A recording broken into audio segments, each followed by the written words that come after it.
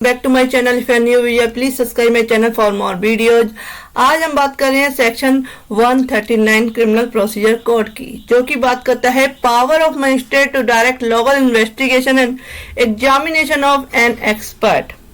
It means कि CrPC की धारा 139 सेक्शन 139 मजिस्ट्रेट को इस शक्ति के बारे में प्रावधान करता है जिससे वह स्थानीय अन्वेषण के लिए निर्देश देता है और विशेषज्ञ की परीक्षा कराता है। चलिए जानते हैं सीआरपीसी की धारा 139 क्या बात करती है। सेक्शन 139 कहता है कि स्थानीय अन्वेषण के लिए निर्देश देने और विशेषज्ञ की परीक्षा करने की मजिस्ट्रेट की शक्ति।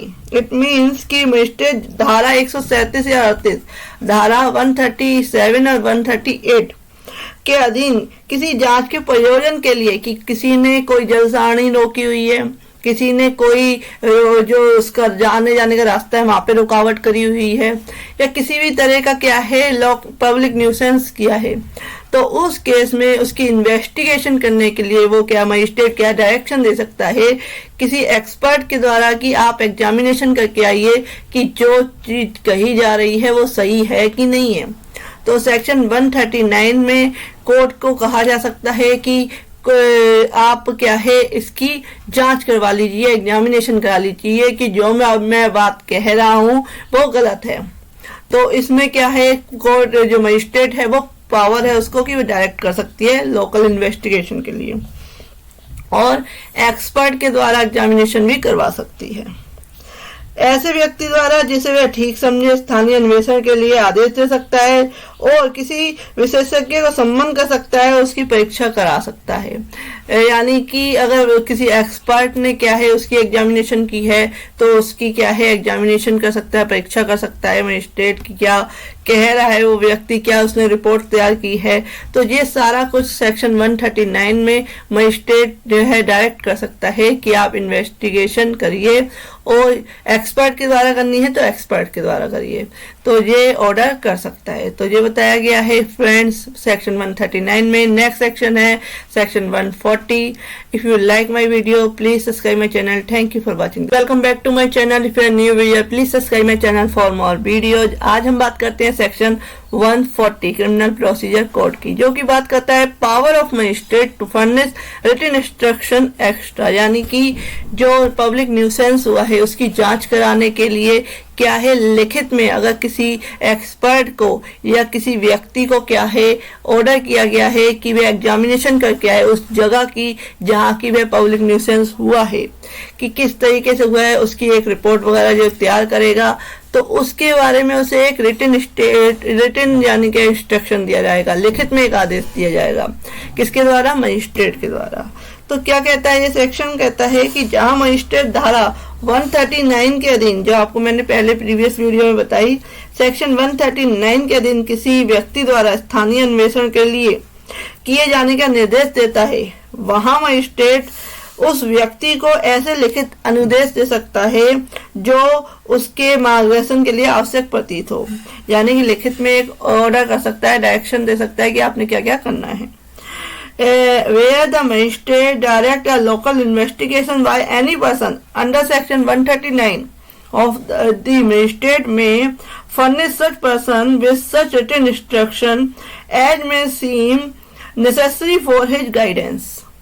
नेक्स्ट कहता है कि वह यह घोषित कर सकता है कि स्थानीय अन्वेषण का सब आवश्यक व्यय और उसका कोई भाग किसके द्वारा दिया जाएगा, जो खर्चा होगा इस इन्वेस्टिगेशन को करने में, एग्जामिनेशन को करने में, तो उसका जो खर्चे को कौन देगा इसके बारे में क्या है उस लिखित जो इंस्ट्रक्शन दिया है उसमें बता सकता है।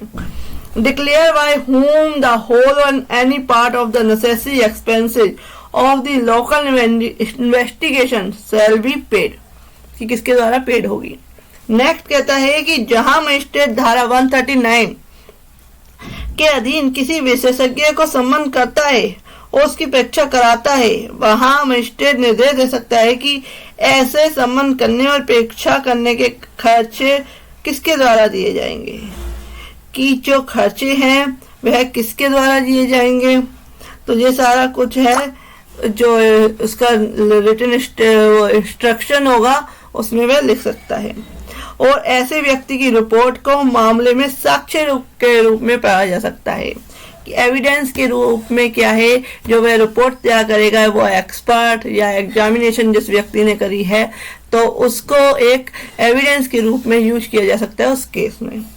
The report of the such person may be read as evidence in the case and where the magistrate summon and examine an expert under section 139, the magistrate may direct by whom the cost of such summoning and examination shall be paid। कि जो सम्मन किया गया है, जो examination की गई है, इसका खारा खर्चा कौन देगा, ये भी सारा वह क्या इंस्ट्रक्शन दे सकता है, लिखित इंस्ट्रक्शन दे सकता है और सारा कुछ बता सकता है। तो फ्रेंड ये बताया है सेक्शन 140 में क्रिमिनल प्रोसीजर कोड के सीआरपीसी के। आपको ऐसी ही वीडियोज मिलती रहेंगी, आप मेरे चैनल की प्लेलिस्ट में जा सकते हैं। Thank you for watching this. Welcome back to my channel. If you are new viewer please subscribe my channel for more videos. आज हम बात करते हैं सेक्शन 141 क्रिमिनल प्रोसीजर कोड की, जो कि बात करता है procedure on order being made absolute and consequence of disobedience. It means कि जहां आदेश अंतिम कर दिया जाए, जो पब्लिक न्यूसेंस का जो ऑर्डर किया गया है, किसी व्यक्ति के अंगेज किया है, कोई ऑर्डर किया गया है कि वह अगर किसी तरह का कोई न्यूसेंस कर रहा है, उपद्रव कर रहा है, कोई रास्ता रोक रहा है, किसी तरह का सामाजिक उपद्रव कर रहा है, तो उस केस में वह क्या है, उसे एक ऑर्डर किया गया है। अगर वह उसको ऑर्डर को क्या है अंतिम कर दिया जाता है, वहां क्या प्रोसीजर होगा, और उसकी अगर अवज्ञा की जाती है, उसको पालन नहीं किया जाता है उस ऑर्डर का, तो क्या उसका परिणाम होगा। तो ये बताता है सेक्शन 141। वो कहता है कि जब धारा 136 या सेक्शन 138 के अधीन आदेश अंतिम कर दिया जाता है, तब मजिस्ट्रेट उस व्यक्ति को जिसके विरुद्ध यह आदेश दिया गया है उसकी सूचना देगा और उससे यह भी अपेक्षा करेगा कि वह उस आदेश द्वारा निर्दिष्ट कार्य इतने समय के अंदर करे, यानी कि जो टाइम पीरियड गया है उसके अंदर जो भी ऑर्डर किया गया है वह कंप्लीट करे, जितना सूचना में नियत किया जाए। और इत्तला देता है कि अवज्ञा करने पर भारतीय दंड संहिता की धारा 188 द्वारा उपबंधित शास्ति का भागी होगा। जो आईपीसी का सेक्शन 188 है, मैं अपनी प्रीवियस वीडियो में डिफाइन कर सकती हूँ कि सेक्शन 188 क्या है। कि कोई लोक सेवक है, पब्लिक सर्वेंट है, उसने क्या है कोई ऑर्डर किया है, वो कोई अपना कार्य कर रहा है, अगर उसकी पालन नहीं किया जाता है तो 1 महीने की सजा, 200 रुपये जुर्माना, या 6 महीने की सजा और 1000 रुपये जुर्माना क्या है इस सेक्शन के तहत, सेक्शन 188 के तहत दिया जा सकता है।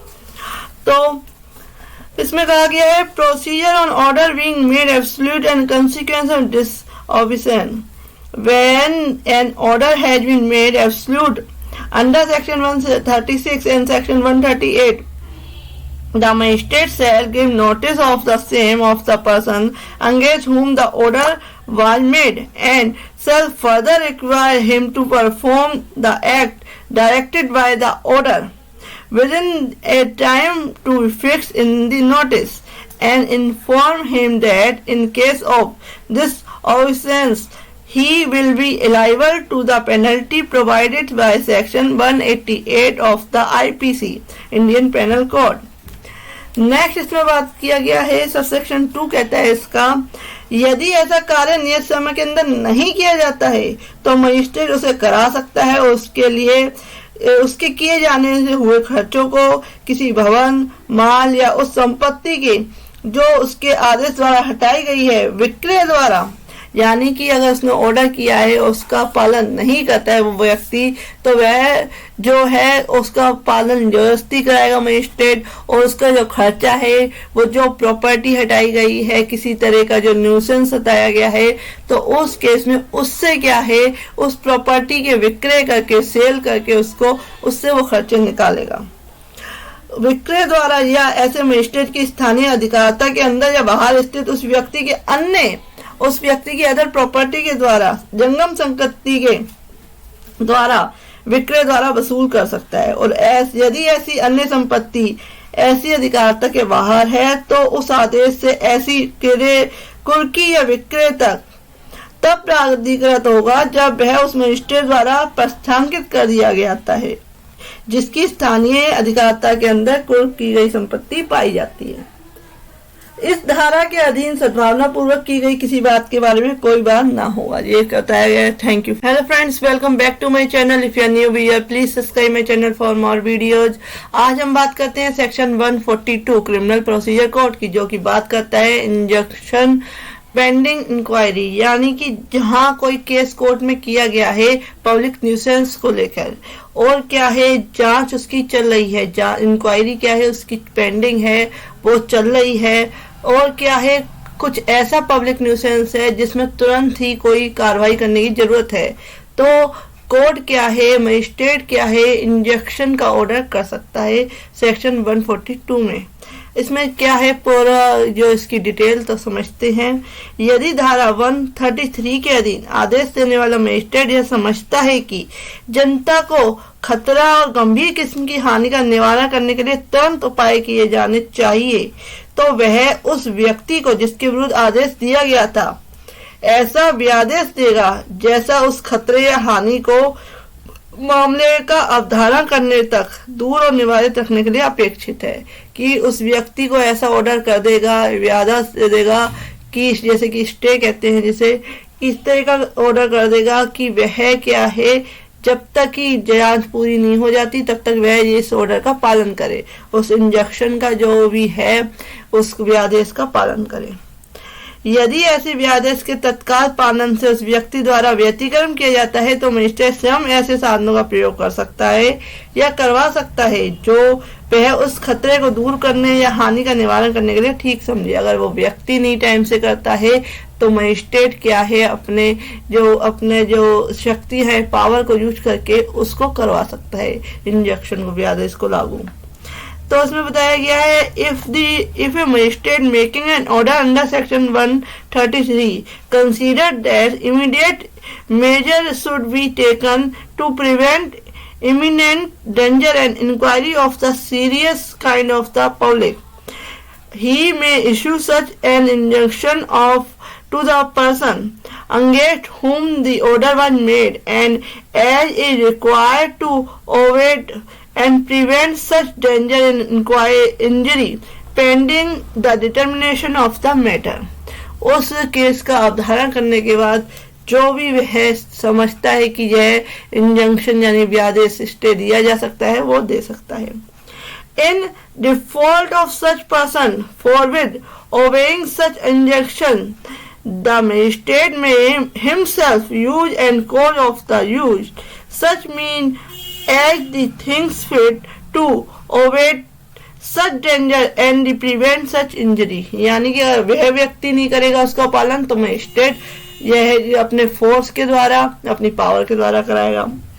No suit shall lie in respect of anything done in good faith by the magistrate under this section। यानी कि मजिस्ट्रेट द्वारा इस धारा के अधीन सावधानता पूर्वक की गई किसी बात के बारे में कोई बात ना होगा।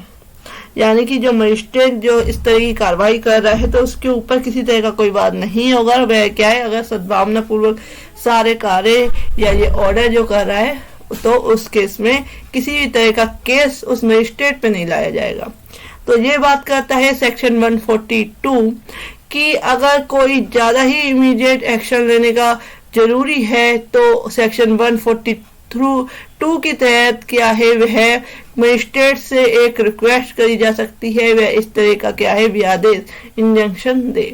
तो फ्रेंड, ऐसी वीडियोज के लिए please subscribe my channel. Next video में section 143। Thank you for watching this. Welcome back to my channel. If you are new here please subscribe my channel for more videos.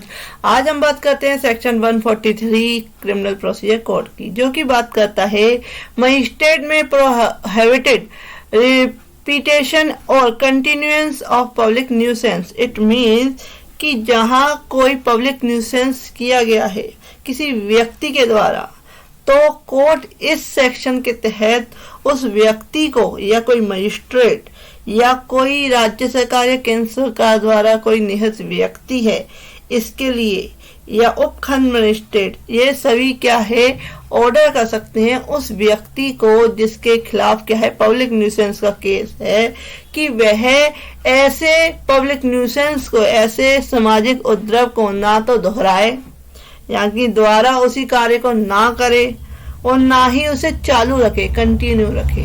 तो इस तरीके का order क्या है, section 143 के अंतर्गत magistrate दे सकता है उस व्यक्ति को और उसे प्रतिबंधित कर सकता है, प्रोहिबिटेड कर सकता है कि वह इस तरीके का कार्य जो न्यूसेंस है उसको कंटिन्यू ना रखे और क्या है उसको दोबारा ना करे।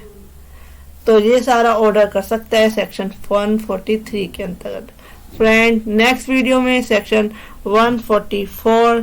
Thank you for watching this.